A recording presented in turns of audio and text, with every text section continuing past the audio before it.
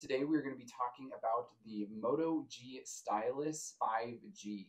After spending about a day with it, I can tell you right now that this is one of the coolest budget phones I've ever spent the day with. So opening the box up, you can see that the only real difference between the other Motorola G Stylus is that it is branded with the 5G. So you pull off this top here, and then you've got the phone sitting on top. Underneath that, you got your tray. It's going to have some information in there for you. Got your standard USB to USB-C charger with a 10-watt charging brick. But let's go ahead and talk about that build real quick. I absolutely love this color, and it's got this really beautiful iridescent look to it. The thing that sucks about those plastic backs though is that they are very prone to scratches. Now the upside of a plastic back is that they don't crack as easily as if it were glass. So it feels like you get one or the other. You either get scratches easily or you get it doesn't crack as easily. So it's really just what it is exactly you want.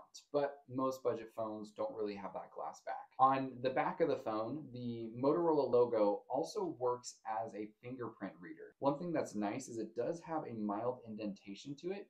So when you grab your phone, you can very naturally find that icon. The outside does have that aluminum band. That's what kind of keeps the whole phone together. It carries most of the structural integrity, and it has this glossy finish to it. The only concerns that I do have, again, just like that plastic back, is I'm sure it will scratch like crazy. Of course, on the left-hand side, you've got your volume rocker on top, and below that, you've got your sleep-wake button. I, for one, have relatively big hands, so handling this guy is not too bad for me, but I can see how some people with smaller hands could complain over how slippery this phone does get in your hands. Down at the bottom there, of course, you've got your auxiliary jack, you've got your USB-C port, and your little sheath for the stylus. One thing that I love about this stylus specifically is how small but yet sturdy it feels in your hand. Like, it really doesn't feel like if I put any pressure on it, I'm going to bend it, break it within reason. The tip of the stylus is some sort of fabric, so it makes a great writing experience on the front of the glass.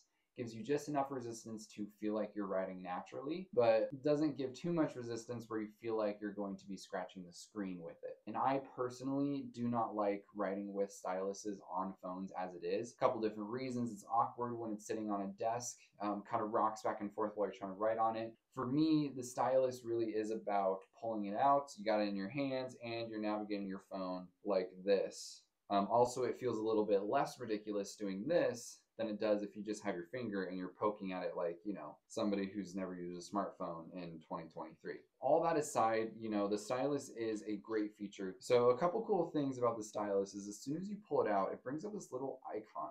This little icon is what you can use to get to some of your quick little stylus shortcuts. So the different shortcuts that it has is, of course, taking a screenshot, taking a video recording, or a screen recording, taking a screen recording for a GIF.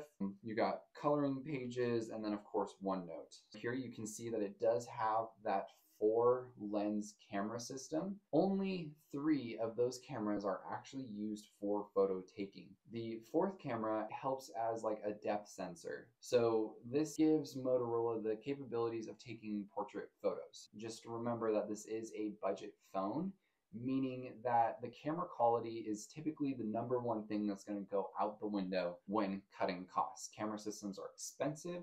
Programming them and getting them dialed in to work in all different scenarios is very expensive to develop. The different lenses tend to have different tones. Like, one will seem warm, the other will seem cold, or one will seem sharp, the other will seem grainy. It doesn't feel like these cameras are in tune with each other and in tune with the software. It feels like it's just 4 different cameras put onto one system and they all function differently and you just toggle in between them. If you're just looking for, you know, simple point and shoot, you know, you can 100% get by. Definitely just understand this doesn't compete with flagship phones. The front-facing camera is located in the top left. The photos do seem very fuzzy, a little grainy. Don't really like the color fixes and stuff. A couple other things that I kind of noticed about the Motorola that I really like is the Motorola custom gestures and features.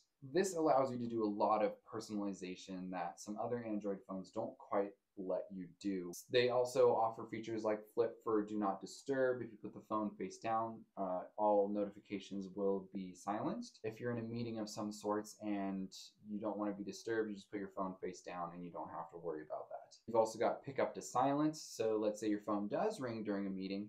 As soon as you pick it up, it will silence it. It really does kind of allow you to make it your own. Now, this phone does boast a 2-day battery life. From what I can tell, is definitely there. It's got an amazing battery life. I could probably get 3 days out of it with very light use. Heavy use, definitely see, 2 days working with it, which is good to know considering you can't fast charge this, nor does it have wireless charging. The processor in this phone is a Snapdragon. It is a Snapdragon 5G. 5G, of course, is hit or miss. It's more of an infrastructure thing than it is really a phone thing. Now, spending about a day with this phone, I can tell you I absolutely enjoyed it, if I'm being completely honest. It is overall a very well-built phone. I don't think many people who go with this phone, whether it's because you're on a budget or if it's because you just need a phone for your first phone for your kid, or you want whatever the reason is you get it, I don't really see you being disappointed